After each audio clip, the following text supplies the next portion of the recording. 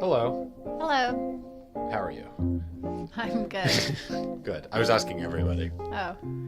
How are you? I'm good. We're here to talk about Sopranos. We are. We're doing a season 5 Discussion. Not a recap. I always forget what we call these. It's hard. It was your idea. I guess it was. Well, we're here. I love season 5. So it's cool to kind of take a step back now that it's over and to look at the arc of the whole season, where things started, where things ended, how some characters changed along the way.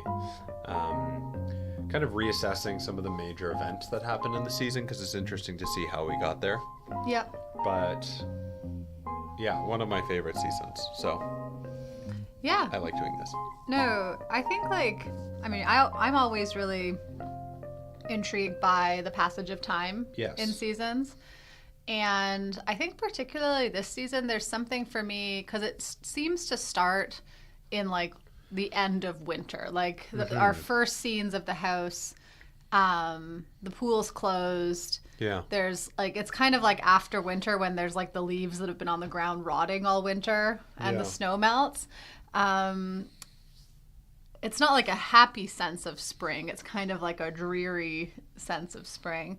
But we get into summer pretty quickly. Like by, I want to say like around sentimental education, like when Carmela's in the relationship with Wegler, we start to get this turn to summer. And we have a lot of indicators of that. Like we have barbecues happening. We have Carmela's dad's surprise party. We have, the episode of Marco Polo. Well, that's in that episode, Marco Polo. But we have like, Tony, what episode is that? Where it starts off, I think it's Unidentified Black Males, where it starts off with Tony and Tony B sitting outside, like sweating and talking about cooking grilled cheese on a radiator. Oh, right. Yeah. Mm-hmm. So we get into this like heat in the middle of the season. And then we definitely end up in winter. I mean, it looks like there's snow by the end, right? So I imagine we don't have an indication that it's Christmas, but somewhere December-ish, I would imagine. And we've just had a lot of death, right? And so for me, I think this season kind of does follow the seasons that it goes through. We do have things kind of like heat up in the middle. We have a very slow, like the first episodes have this very slow build up to this season, right? Like we talked about when we talked about the first 2 episodes, right? We have the first episode called Two Tonys, but we're not even introduced to Tony Blundetto in that episode. Yeah. It's crazy to think about that we've just met Tony Blundetto in episode 2. Mm-hmm. And then now we've left him in episode 13. In episode 13. Yeah. Because he's such he's a character that really sticks with me. Yeah. But we only have him for a season. And we have a couple characters we've talked about like that. And he's kind of on the periphery for a lot of the season, too. Yeah, like his airtime. Again, I wish that... God, I loved that YouTube channel that got taken down. And I don't think I ever watched Tony Blundetto's full character. It's a lesson for life. Whenever you find something on YouTube you like, you gotta save those videos. You can't download them. Yes, you can. Really? Sure you can. Wow. So glad I can share this with you and everybody else. You can download, you could just download YouTube Yeah, videos? of course. Was it keepvid.com? They're all out there. See, never seen my great collection of jazz videos that have been pilfered away. No, I haven't. Well, now I'm really upset because I wish I had known that. Could have had it. But yeah, no, like his airtime is really quite short. And, again, like kind of talking about this progression throughout the seasons, we have for him, right, starting off, I don't know why I'm just jumping into talking about Tony Blundetto right now, but whatever. It's okay. We have him start off in the springtime, which it is like, if you think about it symbolically, like this time of like rebirth and new growth.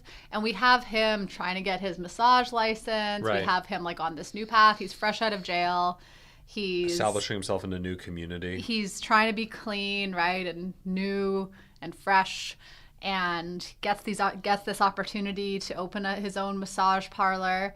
And then he really just fucks it up. He really fucks it up. And then we see him in summer, right? Like things are getting heated. You know, we have the situation with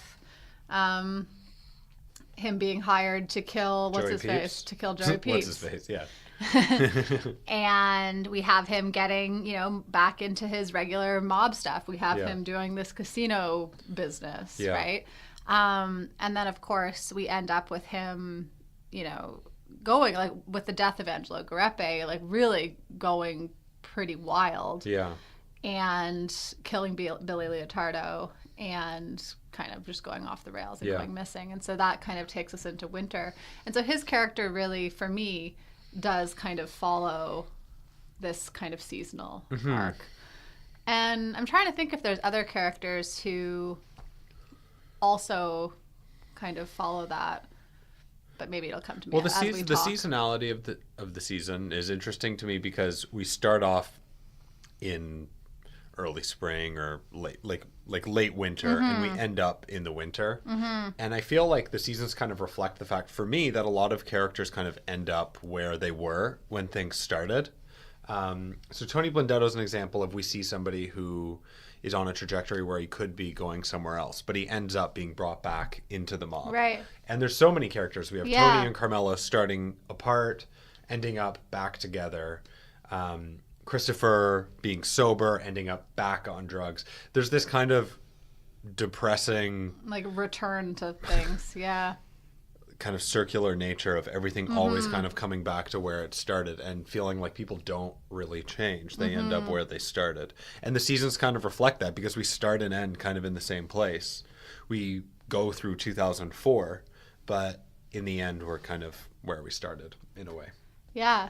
I think even with some of our, I don't want to say lesser characters, but like there's some characters who got less airtime this season. Like even like AJ, for example, we were talking about a little bit earlier, how he, you know, starts off living with Carmela, goes and lives with Tony, comes back to Carmela, and then back with both of his parents, right? Like if you look at it overarching, nothing has changed except, as he puts it, it's just fucking weird now. Right. So. Yeah, it sure is. But it kind of always was. Yeah. So. Yeah. Really. Yeah, no, I think that's a good point. Anyways, it just kind of stood out to me with this season. It does, like, I always do pay attention to that in other seasons as well, but there just seemed to be like more things for me that kind of reflected that. Like it was really emphasized by this passage of time. Yeah. In this season. No, totally. And if you think about the opening shots of the season with those shots of the pool and the house, I mean, they are really setting an environment and a time. Well, and we see those reflected a number of times throughout the season as well. Yeah. The other thing I think that kind of reflects it for me is kind of, I don't know, like to go from spring to winter for me is kind of this, well, I guess it's like a slightly upward trajectory, but then it's a really steep decline, like from summer into fall into winter. We started the season, again, like I said, with these characters who have all come back from jail. Yeah. Right? So we have... Feach, Angelo Garepe, Phil Leotardo, Tony Blundetto. Lorraine. Right. Is that it? Yeah, you said Phil Leotardo. Yeah. So we have all these guys get out of jail, and gals, I guess. all these guys and gal get out of jail. They're kind of this past generation for the most part, right? I mean, yes, like Tony Blundetto is a contemporary of Tony's. Phil Leotardo, nobody knows how old that guy is. I don't know who. He's Billy's brother. He's like 25. I know, but they said that Billy is around Christopher's age. Yeah, so Phil's like 29, 31. He really hasn't aged well in jail, but... He's Benjamin Buttoning. He was in Goodfellas, and now he's just getting older as a... Right. Wait. That doesn't make sense. I don't know. Nothing makes sense. But nothing makes sense when it comes to the Leotardo brothers. But so we have these guys and gal get out of jail, and they kind of do all have life ahead of them in some ways, right? It is kind of this fresh start. But we see that well, hypothetically, by the end of this season, the only one who's left, basically, is Phil Leotardo. I guess Feach is back in jail. Angelo Garepe is dead. Tony Blundetto's dead. Lorraine is dead. Yeah. Other characters died. We'll get into some of the other ones, but like Carmine dies in episode 2, I think. Early. So we see the passage of like kind of like his empire, and then the drama associated with that, right? Like, is it going to be little Carmine or is it going to be Johnny Sack? And there's this whole drama surrounding that. But, you know, we just have this kind of like slow march towards death. And I think that that's reflected also in Junior, kind of with this old generation thing. We have him, I mean, starting off the season already in pretty bad shape, but we have him in Where's Johnny going out on that kind of senile adventure that he goes out on. And then, of course, we have him in, I guess, in the last episode of the season when he's really confused when Tony comes to kind of like ask him for advice. That's we don't see him that much this season. Yeah. But, you know, we do see him becoming more and more aware that he's kind of like the last of his... And even regardless of his awareness, I mean, that generation is just dying out in front of our eyes. I mean, they're all disappearing. And including Junior. I mean, Junior is becoming more and more senile. If we look at the last episode of the season, Junior is incapable of offering Tony advice anymore. So there is definitely an arc for Junior in this season. And he does end up somewhere a little bit different because he's more incapable. Yeah. We also have references, too, to, like, the passage of power, right? So in the past, was it just in our last episode? Yeah, I guess it was just in episode 13, where we have, like, Polly and Syl talking to Tony about, like, his leadership style, and Tony kind of, like, questioning what it is he's going to do as a leader. Yeah. We have Johnny Sack, you know, officially becoming boss of that family. So we have a lot of this kind of, like, passage of...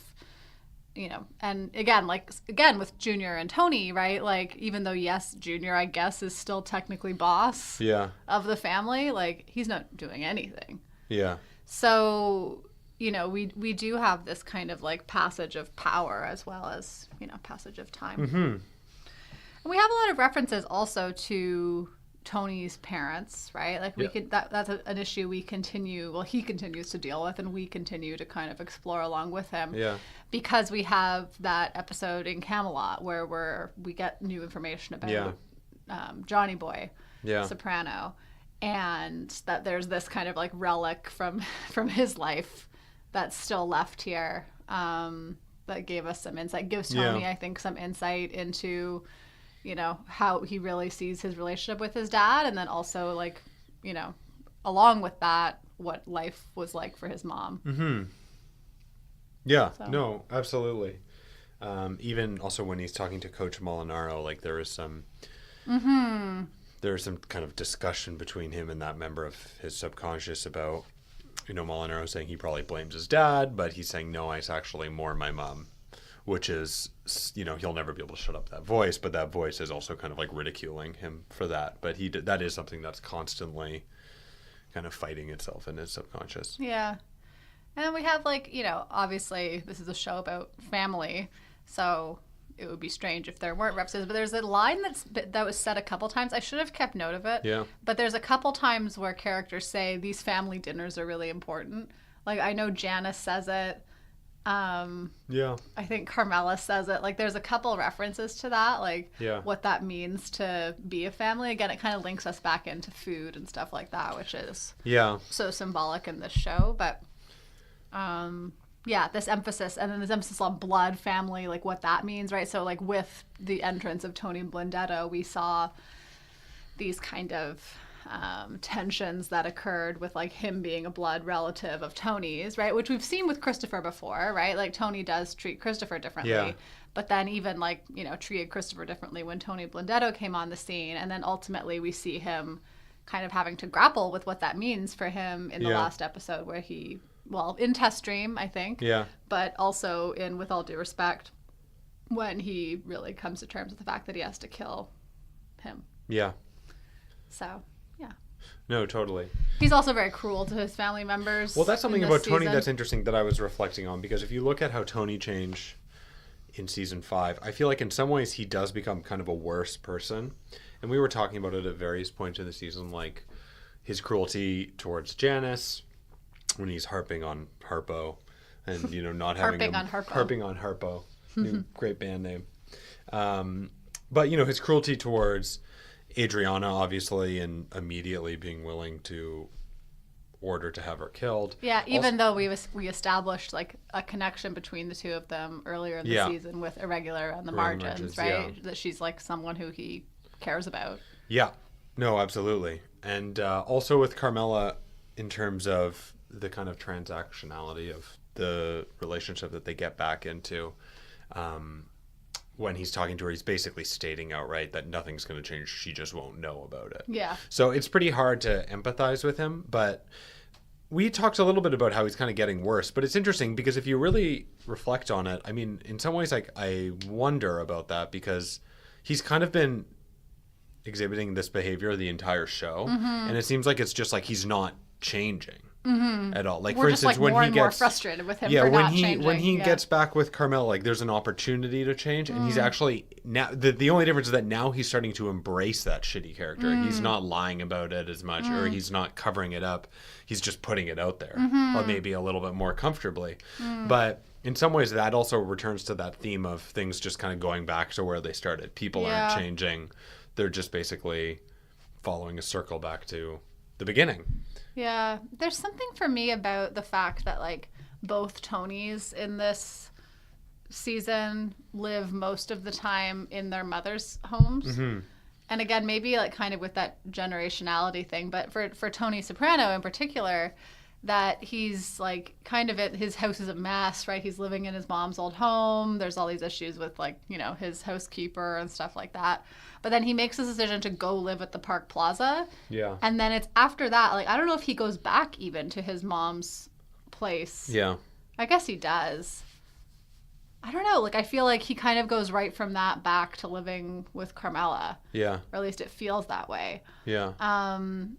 So, I don't know. Like, there's something to it for me. I can't quite put my finger on it, but it is something kind of around him embracing, like, no longer trying to be this person who he thinks he should be, that he's like embracing his kind of like largesse as boss and as kind of like a solo being, like who doesn't like, no one can be close to him, nor should they be really, but so like, even though yes, he's like back with Carmela, there's something about that trip to stay at the Park Plaza where it's like, like, this is who I am. I'm kind of like the king of this, and I don't have to really owe anything to anybody. And we kind of see that, like, even when he's back home, like, there's two scenes that are really similar. Again, I don't know which episodes, but like him sitting on the couch eating, watching the History Channel, right? Like,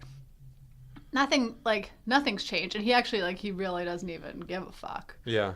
He's just gonna do what he does. Exactly. And right away, like right off the bat. Right away.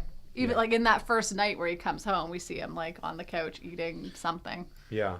For me, it relates to Melfi's trajectory over the course of the season because in the beginning of the season, in the first episode, we have Melfi basically rejecting Tony's advances, Tony trying to engage in a romantic relationship with Melfi. Right. And pretty quickly for me, after Melfi rejects that, she becomes more and more irrelevant to the show for us. I mean, the times where we do see Tony in therapy, it's just kind of frustrating because there's no movement. Tony's just actively kind of not engaging with what she's trying to put out there. And like, there's so much, like, even with the discussion, I mean, I think there are some good things that come out of his time with Melfi, like discovering this kind of guilt that he's been holding about Tony Blundetto.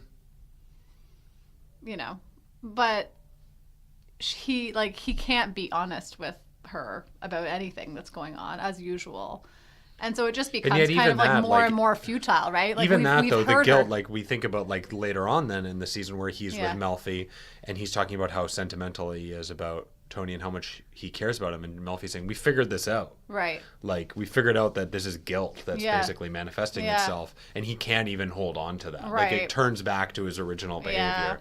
So we maybe are privy to realizations about Tony's psyche, but he doesn't really capitalize on them at all. Yeah. It's interesting. Like, I'm just thinking about the bear in this season, right? Like, so in the first episode, we have the bear come. Good question. When does the bear show up? I think it might be in the first episode. Yeah. I think it is. Because we kind of have those scenes of outside. And then we see the bear come back, like before Tony's gonna move back in. Yeah. We see the bear come back, but nobody sees them. And so I think like that's kind of part of it too. Like it's like there's this thing that people kind of used to be able to at least identify as threatening or scary for whatever reason, but kind of then by the end people are kind of desensitized to it, right? Yeah. Like the second time it comes, Carmela doesn't even really notice it. Yeah. Or something. I don't know. There's something about the bear and Tony. And yeah, it's an interesting parallel for sure. What else about like Tony and Carmela or Carmela? I guess we have like Carmela. Her spec house. Well, I think like she has that relationship with Wegler. Yeah. Well, we see her like with her girlfriends a lot Yeah. this season, which is nice. It's so nice.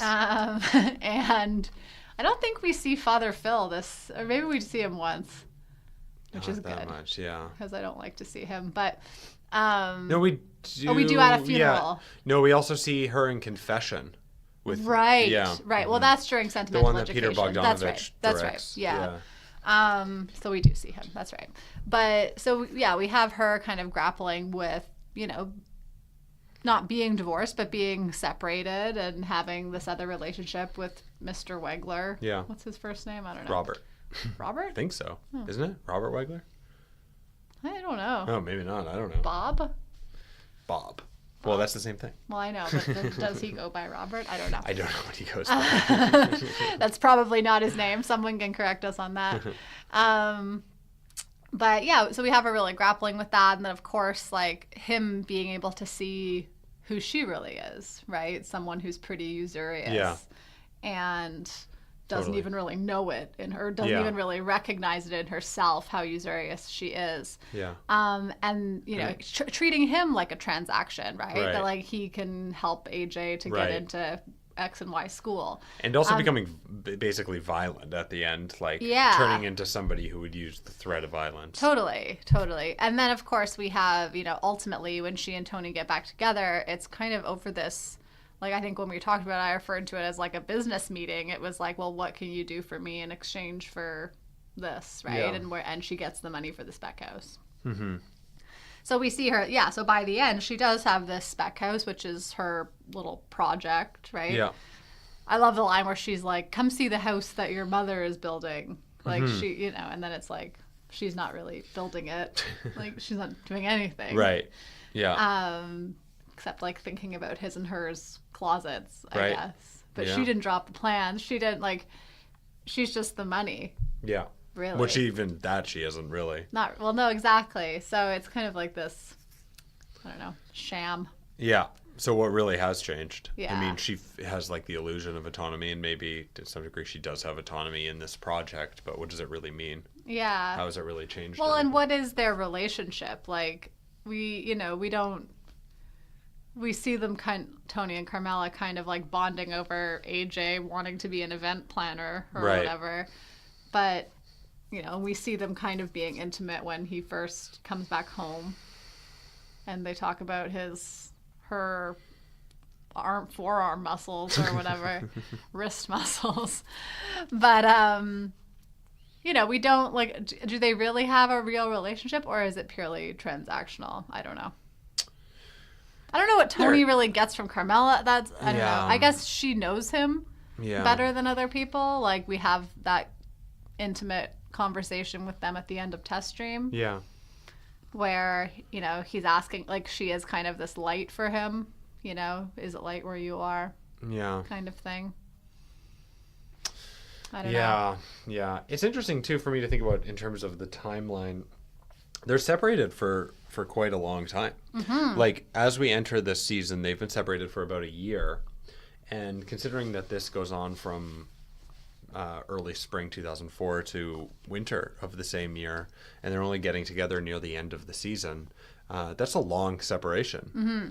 And so it's interesting also to think about that and the journey that Carmela has, too, of realizing basically how futile it is to fight this, and how stuck she is, and how difficult it is to break free of this world.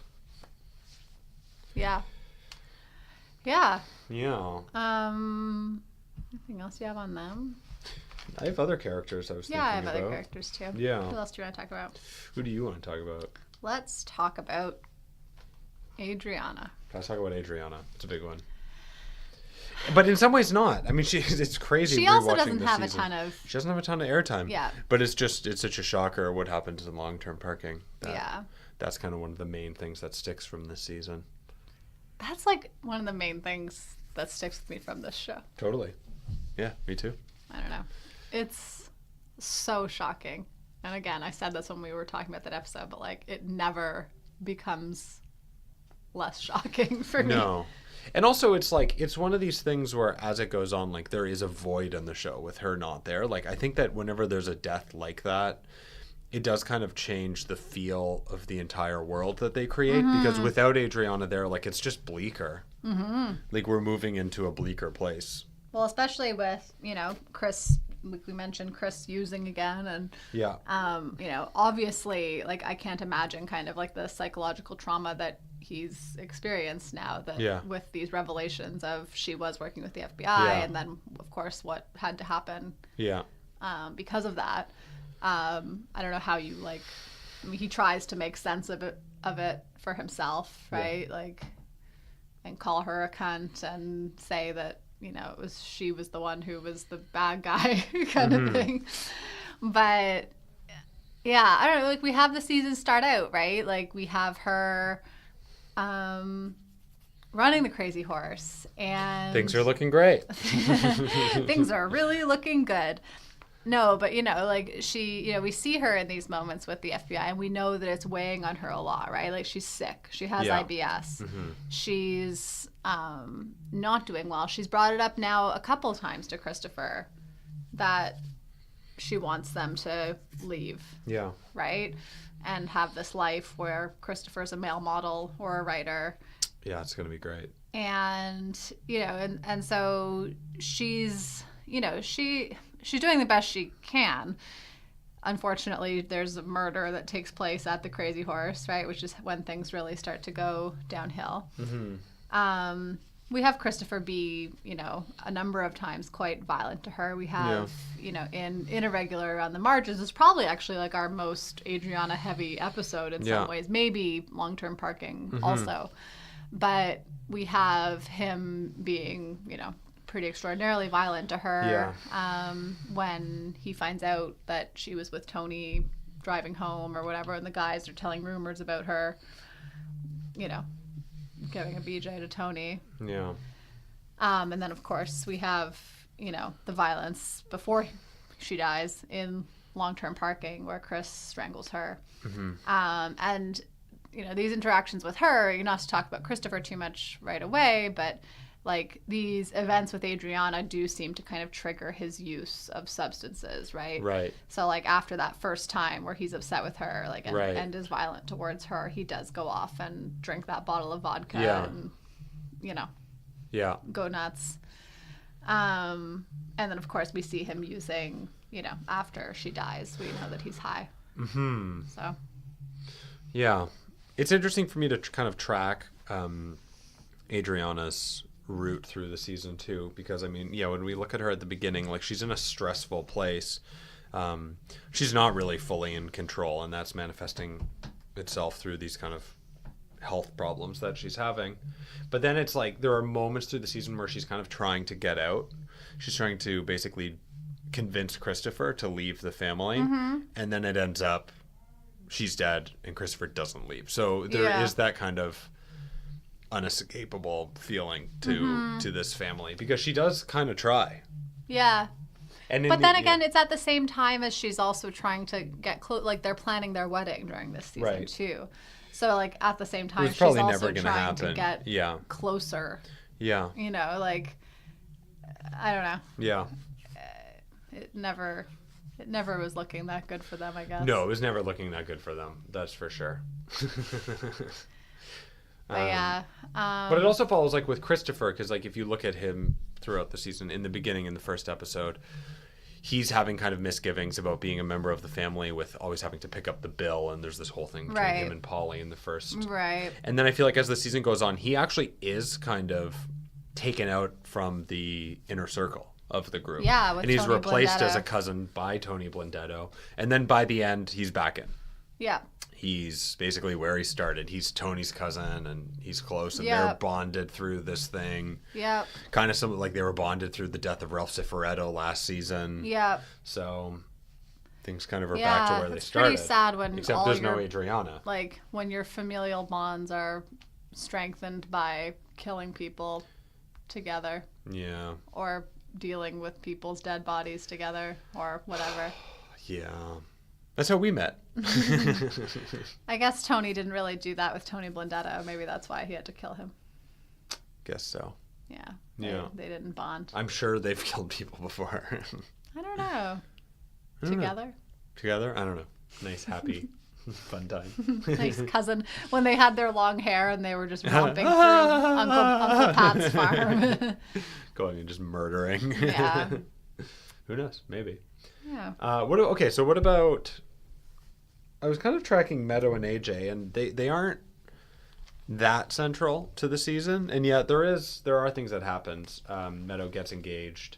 AJ, I feel like, is kind of out of things, but he's always just kind of like seemingly hopeless little brat for the whole show. We have him shave his eyebrows this season. I think he gets worse. Like that scene where he's with Carmela on the stairs and he just like runs away. Like that's a moment where I'm like, okay, well, AJ is becoming a shittier person.